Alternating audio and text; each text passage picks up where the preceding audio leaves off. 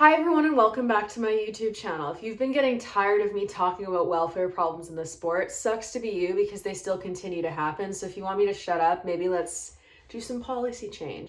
Anyways, unfortunately, there is another video the FEI posted of Lottie Fry and Everdale at a recent competition in Amsterdam where they were scored an 88%. And once again, for basically the entire test, like this is not even an exaggeration, for basically the entire test, the horse is extremely behind the vertical. And there were some other things too where he did not even halt properly for like the halt and salute at the very beginning, which I'm going to show the clips as I go into it. But first I want to preface this discussion with a couple of things.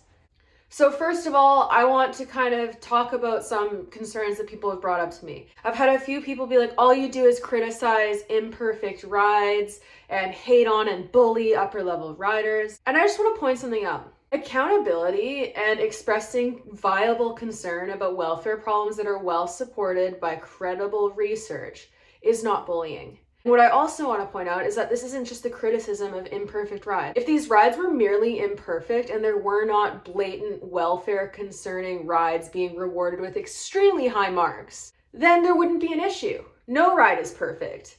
The issue that I have with these rides is not the lack of perfection, it's the fact that our governing organizations are deliberately rewarding harmful riding techniques that go against their own rule books.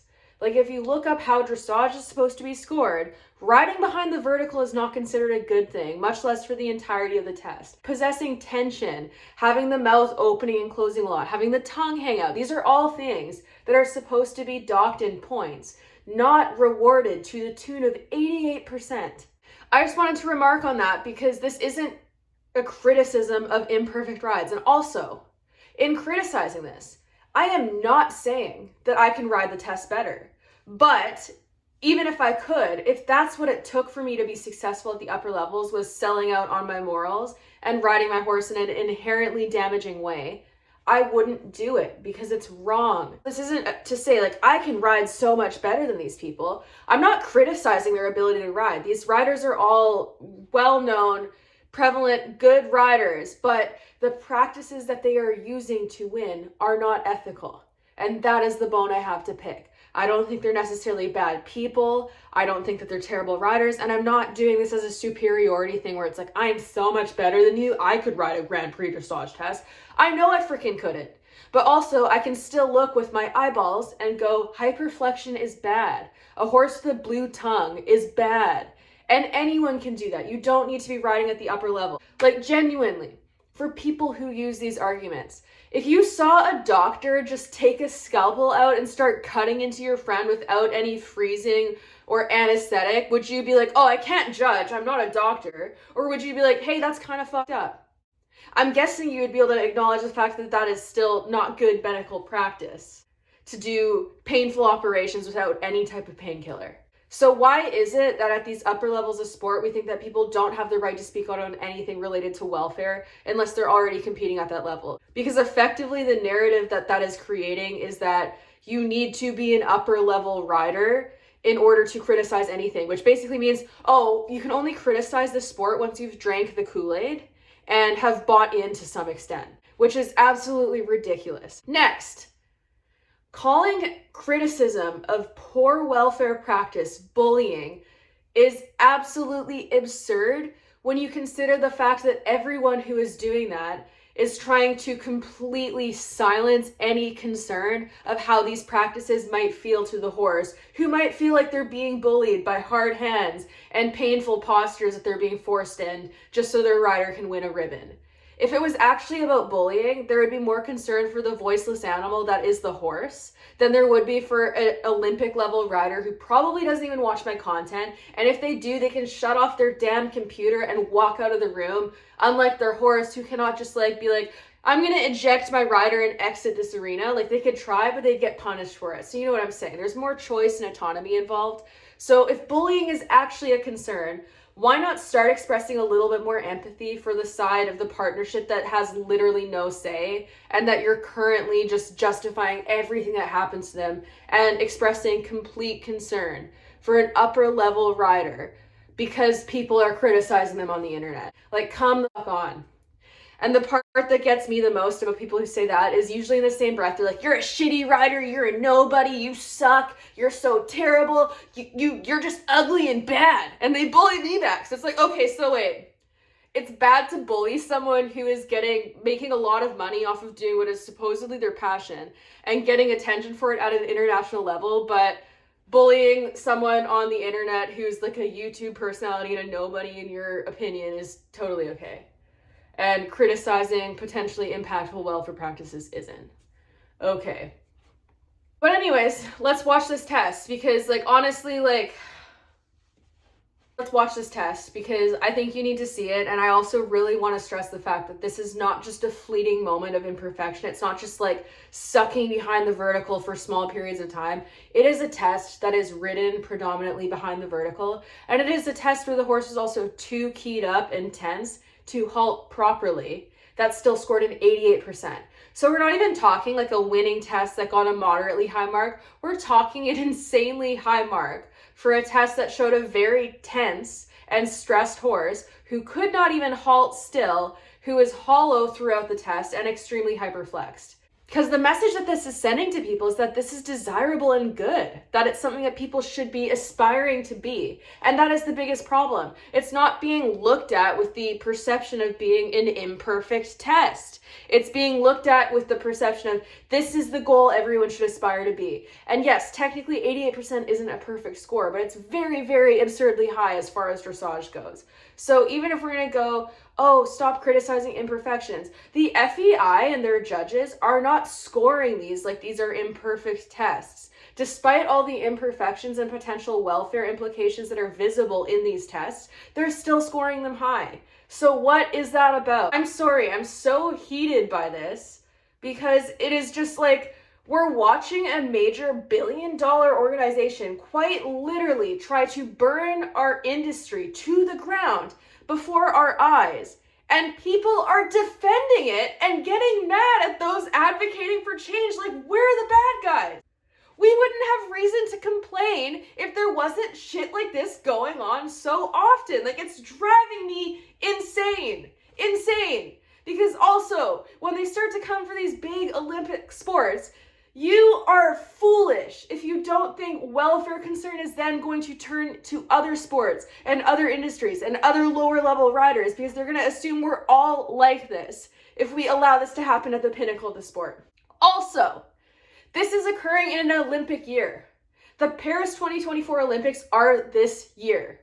And if we are setting the tone that this is going to be what's rewarded at an Olympic level when people all over the world finally are tuning into horse sports that they would usually ignore, we're setting a standard that's just going to repeat the Tokyo Olympics all over again.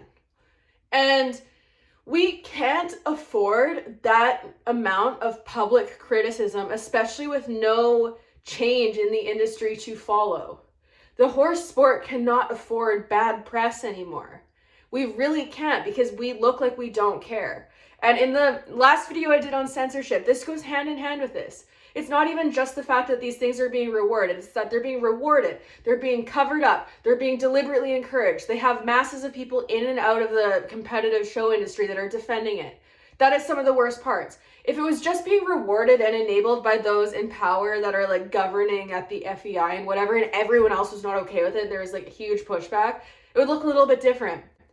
But the censorship and how many people are willing to support this type of thing is the exact problem. I've had a hell of a week, so I'm not going to go into deep detail analyzing this test because basically all of my issues with it are the same as my last video. But I wanted to show it again because this one scored 4% higher than the last one.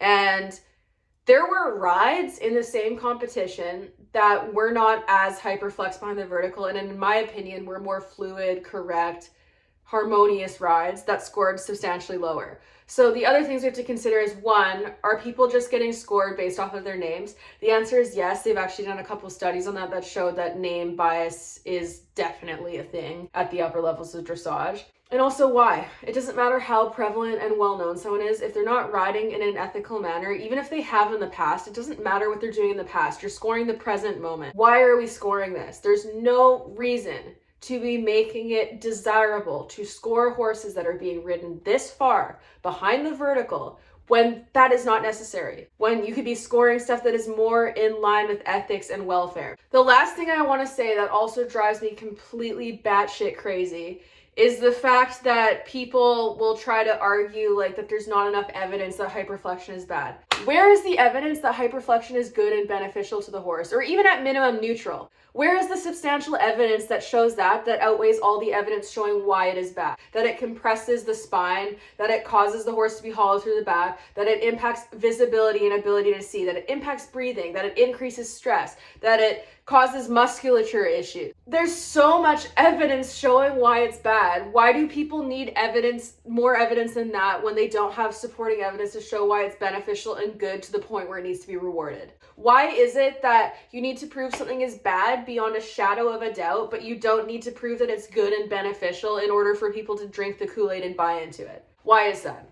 If we actually care about the horses, we need to not do that, because that makes it pretty clear it's not about the horses. It's about who wins, it's about maintaining the status quo, and it's about not disrupting anyone's discomfort ever. You are not entitled to comfort to such a degree that you're never held accountable for how your behavior impacts others. You're not. Hearing hard things and being held accountable and having things change and modernize is not a personal attack. And if you take it as one, that's a sign that you need to learn how to be a little bit more resilient, because change is necessary, especially when we're operating on extremely outdated mindsets. And if you're more bothered and concerned by people criticizing potential welfare issues in the sports than you are about those welfare issues existing, please sit with yourself for a second and actually try to answer the question. If it was about welfare of the horses for you, if that was the first and foremost thing that you cared about most, is the horse, why are you perpetually defending the person first? Why are you perpetually worrying about the feelings of the people who have the most autonomy and choice in the industry more than the horses? If it's actually about the horse, you should be happily jumping through all of the hoops of discomfort to help protect their welfare. And if you're not doing that and you're more appalled and concerned by how concern for welfare makes human beings feel, it is not about the horse. It is about your ego and your comfort, which you are not entitled to such a standard that you're allowed to enact uncomfortable training methods on horses. Full stop. And I'm sorry, I don't care if people are made uncomfortable by what I say. Turn off the freaking screen. Block me.